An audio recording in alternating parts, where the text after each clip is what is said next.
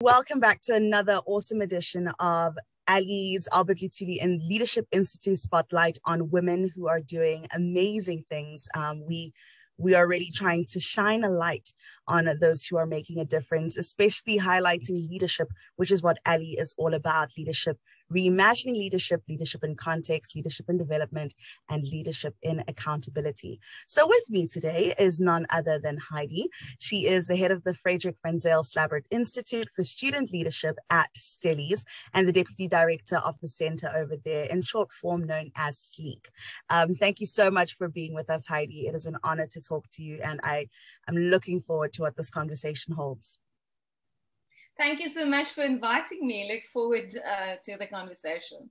Great. So let's start right from the beginning. I know I've given a one-sentence introduction of Heidi, but Heidi is so much more than that. So if I were to say, Heidi, if you could tell us what is your story? I mean, not one of those I was born, but what is your story, your background, your story of resilience, and how you got to be the woman that you are today? Sure, that's quite a heavy loaded question, but I'll be brief. Yeah, so I am one of those people who grew up in a small village countryside, a coloured Afrikaans community on the other side of Hermanus in the Western Cape called Stanford. And I think I was very fortunate enough to, from a very early stage, have parents who introduced me to a lot of new things and different to that countryside type of environment. So I was very much aware of my privilege when I grew up. And also, I think the realization that there's a much bigger world outside this little tiny place where I grew up. Perhaps important to mention is that I also grew up in a time, early 90s, where there was quite still segregation in the school system. So when schools opened in the early mid-90s, I think 1991 to be exact, in South Africa, my parents were immediately exploring a few Afrikaans medium school options for me to attend. And I then left the countryside carefree lifestyle to attend a very Afrikaans well-known school in Cape Town, Hoërskool Jan van Riebeeck. And I guess when I think back of leadership, that's really one of the phases in my life that really sparked my interest in who am I as a person, and what am I bringing to the table, and why is it important to stand your ground and firmly stand your ground as a woman, and also a woman of color. It was quite a challenging time for me growing up as a teenager, because I also faced many health obstacles. I was diagnosed with scoliosis, which is a spinal disorder, which also led to quite a few major surgeries in my life. And I think when I have to think about resilience, I think resilience and perseverance only brought meaning to me when I realized that if you let your limitations define you, then it's all about mind over matter. And in my case, I think I was rebellious in a sense, where when people started to tell me what I wouldn't be able to do, I was pushing my own limits. And I think that also led to many interests, which is leadership, one, exploring different cultures. So I'm an avid solo traveler. And I also took up long distance walking. Did the Camino in 2017 in Spain, despite the fact that, you know, it was very unlikely that I would have been able to finish that. So I think in general, all of that, a culmination of all of that, and having had very positive role models in my life, I really had to figure out, what does it mean to be an Afrikaans female leader of color, as a young teenager, then growing up, going to university, Stellenbosch University, and how did that translate in me eventually becoming quite involved in student politics. When the demographics of student leadership in South Africa looked very different in terms of race, religion, and gender in general. And I think that's in a nutshell, where I think a culmination of a lot of amazing people who crossed my paths and who inspired me to really live and speak my truth, and at the same time also made me realize that leadership is also about staying humble and being able to show your vulnerability and your flaws and to own up to that, so that you're not creating this persona of a perfect picture that, you know, students won't be able to relate to. Yeah, indeed. Wow, what an absolutely phenomenal woman. You are formidable in every right. And listening to your story, there's so much to unpack there, and I know we don't have enough time, but you've got this manner of speaking in which everything you say could be a quote, and I find that very exciting and very inspiring. And there's something that you mentioned that I want to talk about quickly in our second question. You mentioned how you've had to stand your ground, learn how to stand your ground as a woman, and how you've had to not necessarily fight different battles, but you've had to be representation as an Afrikaans person, as a woman of color, and as a leader. So you've had to wear a lot of different hats at the same time. And we are currently in Women's Month. And what we see is a lot of women having to do that, especially a lot of women in color having to do that, even in 2021. And so because of that, people are sometimes torn apart between whether to celebrate Women's Month and really say, this is how far we've come, this is what we've achieved, or to say how we really haven't done much. And there's so much more rather that we need to do. And so what's there to celebrate? And so where do you stand with this debate in regards to whether Women's Month should be celebrated or whether there's really nothing for us to be celebrating? I think it's a very important question to ask in the year 2021, because we've come a long way since the democracy, 1994 in South Africa. But when we look at statistics and mere statistics in terms of representation, it does not look good. And now I'm only limiting my answer to higher education, the higher education space, where it consists of more than 50% women being employed in higher education. But when we look at what are the particular roles in terms of leadership, the statistics is definitely not on our side.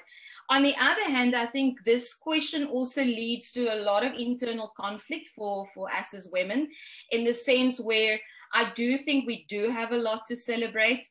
There are many trailblazers in different spheres of society who are truly making their mark. But when we look at, on the other hand, the recent statistics of teenage pregnancies just in this lockdown period, sure, it really questions the future of the girl child at the moment in terms of education and where that leads. And at the same time, I think when we look at South Africa and gender-based violence, it's disheartening. So I think we've got a lot of reasons to share with each other why we shouldn't be celebrating Women's Month. But at the same time, I think it provides us with an opportunity to reflect, what is it that I can do in terms of my circle of influence? How can I motivate and mentor other women? What are the factors that is within my control that where I can make that change? And I think for every woman who is in higher education at this stage, I think there's a duty towards yourself in terms of questioning the accountability you have towards yourself and creating opportunities for yourself. Yeah. We can give a lot of examples or reasons why we have not been promoted for that senior job, or why we did not get that job, or why, you know, we've been excluded in certain areas. But what are we going to do about that? And we don't necessarily all have to be these great, you know, wonderful, assertive, extrovert women. I think my message to my female colleagues in my department would be, I'm without a doubt an introvert. And I have realized from a very early stage where I had to figure out what is it that I can contribute to a conversation without having to change the person who I'm truly, you know, who I truly want to represent, and that we don't try to fit the mold of this persona of a female leader, but that real, you know, authenticity, I think is what is needed to be real role models for other women and for the girl child in our communities. And so my long answer to your question is, personally, I do think we do have reason to celebrate. And there's scope for growth, and that I think will only be it will only transcend in real changes if we commit to support each other, and where we do see opportunities to also pave the way forward for others, because I think that is really what our country needs at this time. You're already leading into the next question, actually, speaking about creating space and supporting each other, and how you mentioned how leadership is not one-dimensional. I think especially as women, there is almost so it seems like an application form that we feel we need to suit specifically to be a female leader. And if we don't fit that criteria, then we start to doubt ourselves and things along those lines. So my next question is, the previous Miss Universe, Zozi, stated that we should teach young girls to take up space and be leaders in their own right. And like you mentioned, it's very important. How important is passing on the skill of leadership specifically to young girls, according to you? I think the question starts with yourself. A lot of us, including myself, we often self-doubt. We often think about ourselves and we're not quite sure, what is it about myself that I can share as an example of, you know, what we should aspire to be. And I think in the absence of, I think, mentors for every girl child, it's again thinking about, what can I change? What is possible for me to change? So I think it's important for you as a female leader to acknowledge to yourselves where are the areas for growth.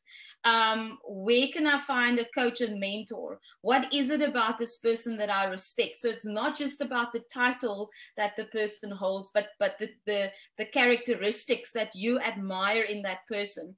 And on the other hand, it's almost this, I see it as a mirror where you think about what you are reflecting to others, but then you also look at the contextual influences which maybe cloud your judgment about yourself. So I think the whole debate about role models in terms of female leaders is about truly first understanding who you are before seeking to find somebody that you want to become like.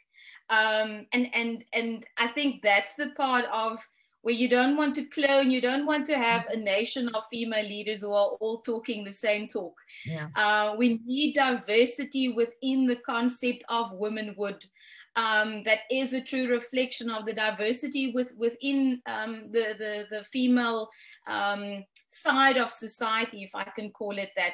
And I don't think we often see that enough. When we think about female leadership, there's still this perception of strong, female, assertive women who dresses a certain way, and who, you know, assimilate certain characteristics when they enter a board meeting. And that's the part, I think, also when I engage with female student leaders on our campus, that's the part that they often struggle with. Because there's this balance that we need to find between authenticity and, on the other side, how does that authenticity translate into the leader and representation of a female leader? And juggling those two, I think, is where we often find that gray spot where we still struggle, and we don't really celebrate I almost want to say, the messiness of becoming. I think it's really great how you also mentioned that you were part of student leadership, and that's something, and how you speak about how student leaders feel as though they need to assimilate. One of the guests that we had for the Women's Month Spotlight was a student leader herself, and we were talking about how, as a student leader, especially as a female student leader, you are not questioned on your capabilities. You are not questioned on your ability to be a leader. You're questioned on the tiniest little things, like, why are you getting emotional? Why are you raising your voice? You know, just calm down. We're just having a discussion. And, you know, the little things that they use is, I call them micro violence, because that's really what it is. And so you've been in student leadership. You're currently the head of the Leadership Institute there at Stellies. Have you ever experienced bias as a woman who is in a leadership position? I'm gonna answer that question with a lot of humor, because that is one of the ways that I've, skills I've acquired over the years to deal with that. Once you've worked through your anger and just disbelief in the way people have treated you based on the fact that you're female. I think one of the things that I learned very soon in my career is that I do not take minutes if I attend a meeting. And it was a conscious decision I had to make, in the early 20s, when I entered the world of work in higher education, that it was automatically assumed. And it's such a simple example to give. So, taking minutes, or we often, I joke about that, because I shared this example with another colleague of mine. When I worked in a different environment, I worked very closely with a male colleague, and he was much older than me. I was in my late 20s. I'm also 1.55 meters, so I'm quite short. And as we were entering this meeting with very senior colleagues in another department, it was automatically assumed that this male colleague would lead the conversation. Although we shared the same title. And afterwards, I reflected on that, and I reflected on a few examples of what made me feel uncomfortable, so that you also don't, discard the way that something or a situation made you feel. Yeah. And then I realized the only way I can change that is to go to a meeting prepared, make sure that I understand all the nuances of, the elements of the decision making that will impact the decision making. And the idea of, if you believe in yourself and what it is that you bring to the table, it should not matter to you that others treat you in a way that is disrespectful. In fact, the way you can change that around is to be professional at all times, to make sure that, you do call out in a meeting when there is a disrespect towards other female colleagues. And often when you are in the minority in terms of the gender equation, I think people still struggle to call a spade a spade. But, it's once you you know, even in an informal setup, when you're comfortable enough to say to the colleagues afterwards, you know, that happened and I don't think it's right. How can we change that? It's I think a simple way of changing the way we also speak about female representation in our environments, because I think the last thing that we do need at this stage is to have quotas, gender quotas, and for the sake of just having gender representation, and that the real, you know, the systemic changes that is needed is not happening, because then we're not really helping anybody with that kind of approach. 100%. You know, that's another conversation that I'd love to have with you for hours on end, this fact about representation and meeting the quota, and how now that we do have women stepping into positions of leadership, they're constantly being questioned because others are saying, you know, you're just here to tick a box. You're just here so that we get that, you know, that additional, we've got a female leader on the board. And it's quite sad.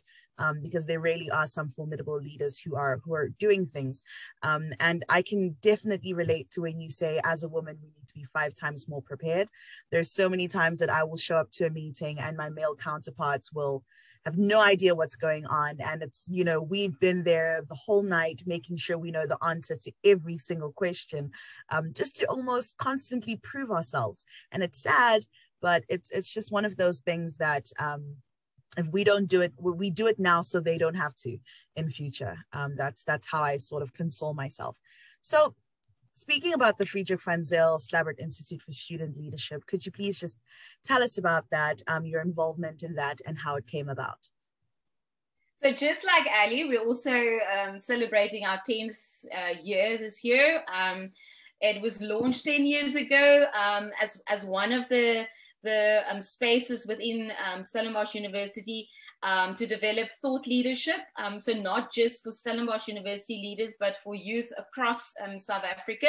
So we've got a few programs where we partner with other higher education institutions in South Africa and also internationally. We offer a range of short courses. Now with COVID, everything is online, so it also gives us an opportunity to expand our reach in that regard. And then I think also a wide range of what we refer to as critical engagement. So where we really question leadership where it is today and try to move away from textbook theories of what leadership is to active citizenship. So we take a lot of guidance from our constitution. So analyzing what is a democratic state looks like, what is the impact of that in the year 2021, human rights, social justice, and elements of that, to making sure that students understand that to be an activist when you're a student leader is one form of leadership, but how do you make sure that there's sustainable leadership in your environment once you leave the university? So what are you leaving behind? What is the legacy? What is the connections and the networks that you have put in place for those following or coming, and I think in terms of just student leadership in general in South Africa, I think there's a rich history in terms of student activism when we just look at student movement. So I'm very fortunate to be working at the Friedrich Slabbert Institute with amazing student leaders. And I think the one part of the work that I enjoy the most is the fact that we constantly co-design, co-creating new content. So it's not just, staff doing the research and now we're going to, put something into the leadership space. It's really a process of co-creation and experiential learning together with our students. So they really do keep us on top of our toes. As leaders do. As leaders do. It's so great to hear you speak about that institute and think about how aligned it is with the Albert Luthuli Leadership Institute, in that we are also focusing on reimagining leadership, because it's so important to understand that leadership in 20, 25 odd years ago and leadership now, leadership is ever changing, and we need to be able to cultivate the leadership that young people are starting to see in themselves, and make sure that it's not just a once-off vendetta, but it's something that carries on through, like you spoke about, the legacy. And so coming to ALLI, how did you become involved with the Albert Luthuli Leadership Institute, and what impact has that had on your journey? A huge impact. To cut it very short, I think when you work in higher ed, it's important to embrace the concept of lifelong learning. And I was searching for a place that will be a good fit for me. I wanted to explore leadership, and so I've enrolled for the PhD in leadership studies. I've done my homework, and I was very impressed with the staff. I'm fortunate to have a supervisor who's internationally recognized for his contribution in the field. But at the same time, I think if I have to answer the question about impact, is that I'm part of an environment where I'm being stretched, and the process of support on the one hand, and people, a supervisor believing in you and your abilities, but at the same time encouraging you to take ownership of your learning process. That was exactly what I was looking for. And when I think about my experience so far with ALLI, I think it really embodies the process of leadership, or that leadership is a process. And through acquiring new knowledge, gaining new knowledge, I think there's also this realization that the more we learn, the more we realize, the more we have to learn, the more there is to learn. And that, the learning process itself becomes an experience in itself. So the PhD at the end is something that you obtain at the end of this process. But my journey so far over the last 2 to 3 years is something that I could take, and I could plow it back into my into my own team back at FEZS. And yeah, I think the networks in general. So I think in my case, I was incredibly fortunate to have this experience, and I really see a lot of growth and potential for growth. Yeah, it's definitely made a huge impact. Awesome. I love how you speak with such passion and conviction when it comes to the topic of leadership. And like you said, you said so much that I want to comment on all of it. But even being in the Institute myself, I've had to unlearn. So it's not just a process of learning, but it's a process of unlearning, going back and thinking, how did I come up with that concept in the first place? What was the reason for those founding principles? Why do I lead like this now? And how should I relearn leading? So it's really, it's a great journey, like you said. So final question, even though I really do wish there was more. You mentioned that you're currently in the journey of doing your PhD.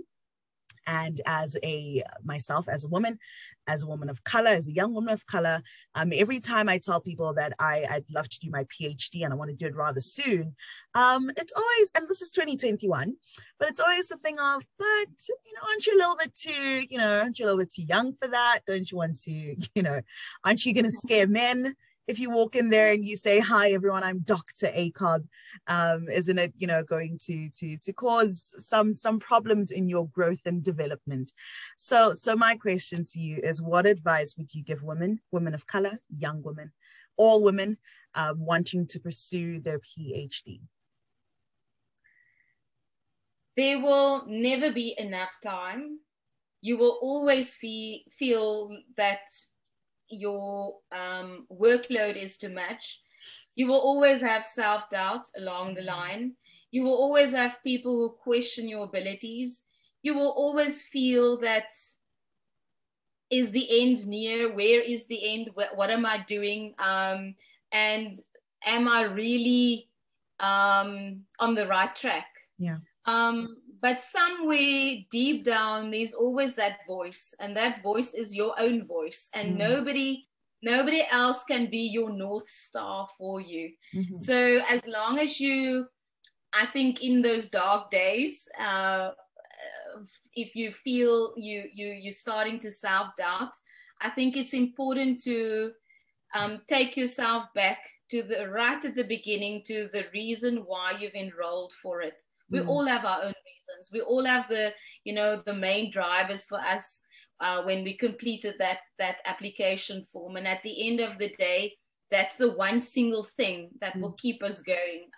So apart from all the external factors, apart from the voices outside, apart from the panel that will eventually decide, whether your PhD is good enough or not, if you truly believe in what it is that you want to do your research on, if you've got that hunger and that passion for, acquiring knowledge on that particular topic, then let that be your main driver. Let that, fire that sparked your interest right from the beginning. Let that be the one thing that you hold on to, because that is really the only thing that will, keep you going until the end. Makes me think of this quote that says, whether you do your PhD or not, 3 years will still come and pass. So a lot of the times people like to say, PhD is 3 years or it's 2 years. It's so long. And it's like, whether you do it or not, 3 years will come and pass. And so that shouldn't be what is restricting you and holding you back. Heidi, this has been an amazing conversation. And I know that we are definitely going to have others in future, because you have so much knowledge and wisdom on the topic of leadership. And it's conversations like this that build our ability to learn and our ability to develop ourselves and others who are going to watch. And so thank you so much for coming here, for giving us a little bit of your time, knowing how busy you are, and for sharing with us all your wisdom and knowledge about leadership. Thank you. Thank you very much for the opportunity, and I wish you all the best with your studies. Thank you.